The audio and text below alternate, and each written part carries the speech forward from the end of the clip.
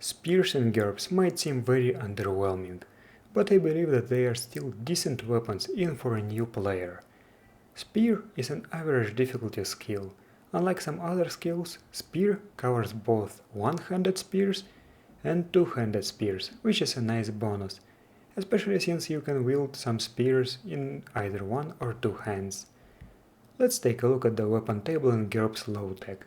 At TL0 we have the Spear. It deals decent thrusting impaling damage that gets even better when used in two hands. Reach is only 1 yard in one hand. By the way, I have no idea why the asterisk is there. When wielded in two hands, reach becomes 1-2 yards and needs a ready maneuver to adjust. I highly suggest taking the Reach Mastery perk if you are planning to use a spear in two hands. The spear is not unbalanced, is cheap, weight is okay, and probably won't get broken in combat, and strength requirement is more than manageable. The spear can be thrown, but I will talk about that in more detail in the video about thrown weapons. I should mention that all spears have access to the tip/slash maneuver that lets them deal cutting damage, even if it is not listed on the weapon table. This option can be imported in certain situations. Also, the spear can be wielded with a staff skill.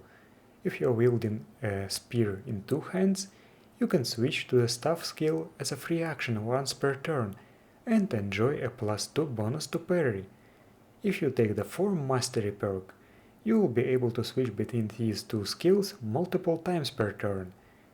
You should also consider the Grip Mastery perk to switch quickly between one-handed and two-handed grips, and normal and defensive grip. The Heavy Spear can only be used in two hands. It deals high impaling damage and high tip/cutting damage, but is unbalanced. It is more expensive and heavy than the normal spear, and requires more ST. Also, it cannot be thrown.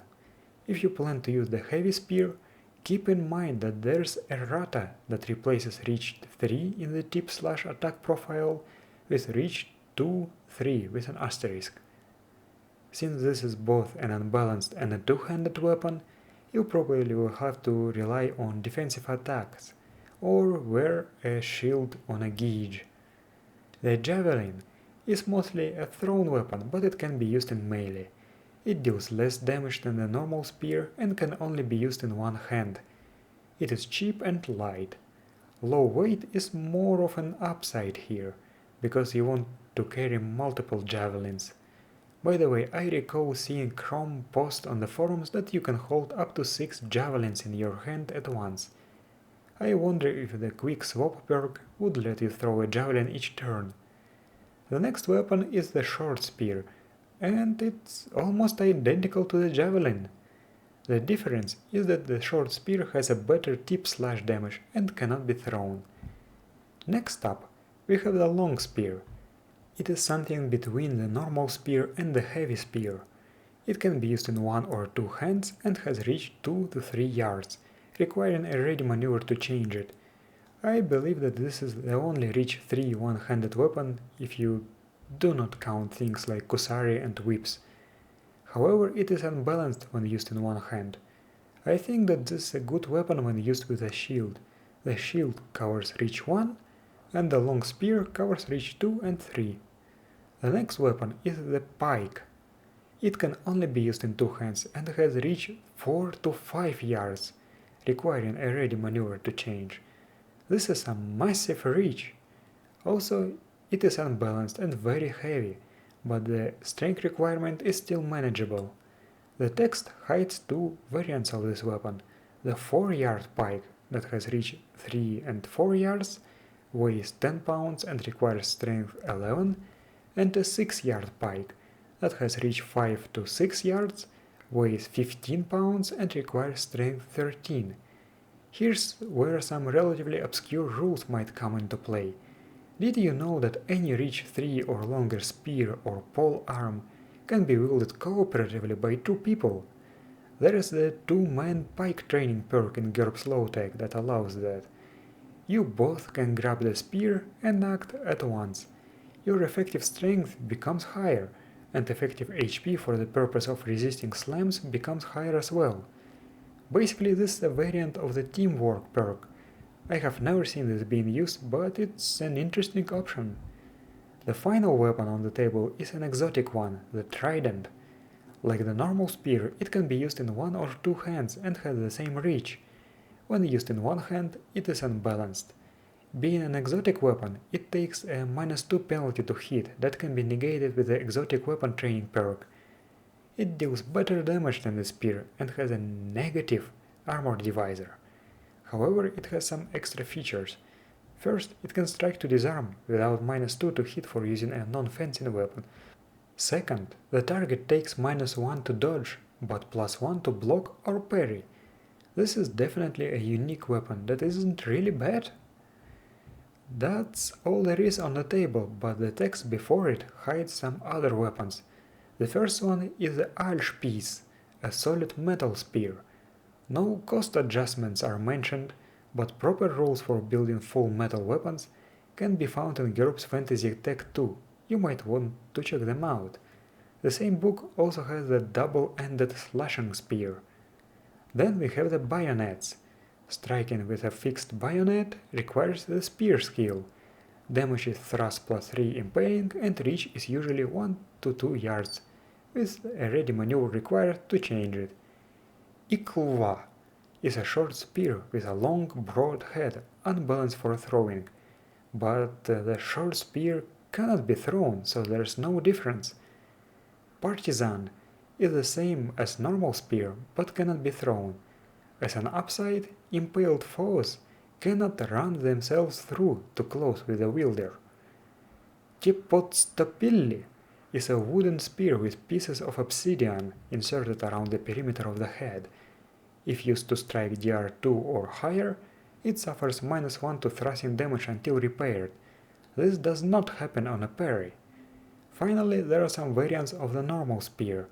Some spears have an L-shaped hook at the end, making it unthrowable but enabling using the hook rules.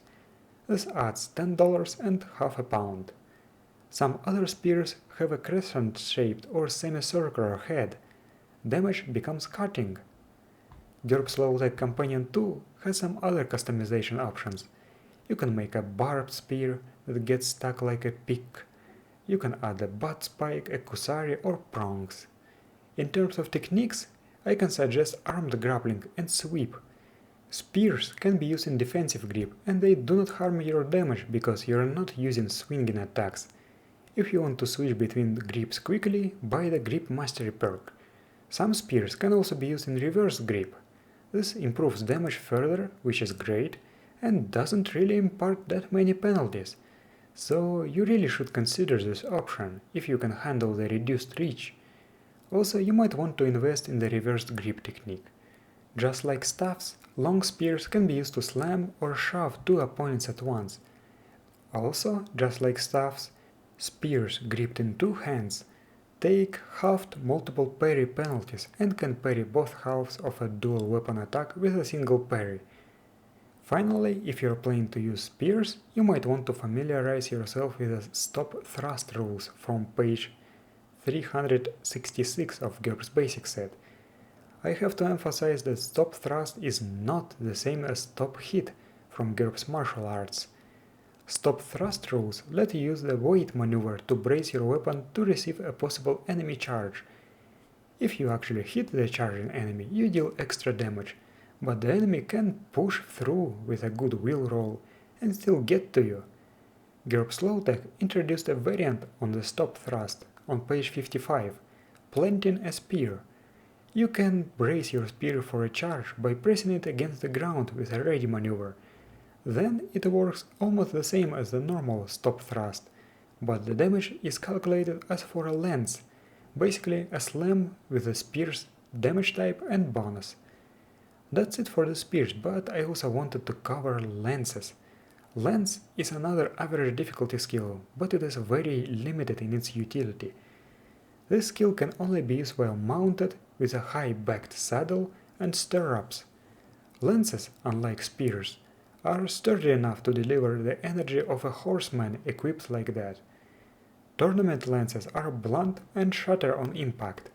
You cannot use the lance skill to parry. The weapon table in GURPS low-tech only has one lance. It deals thrust plus 3 impaling damage, but is increased by the mass and velocity of the mount. Reach is 4 yards. Basically this is only useful in a mounted charge. But I do not understand something. How you use a lance otherwise? Because GURPS martial arts mentions using lances with a tip slash maneuver. So I'll just leave it at that. I do not understand lances fully. And now that's it. I hope now you can see that spears are not as bad as they might seem, and you won't be as reluctant to try them out as you might have been. Thank you for watching, and I'll see you next time.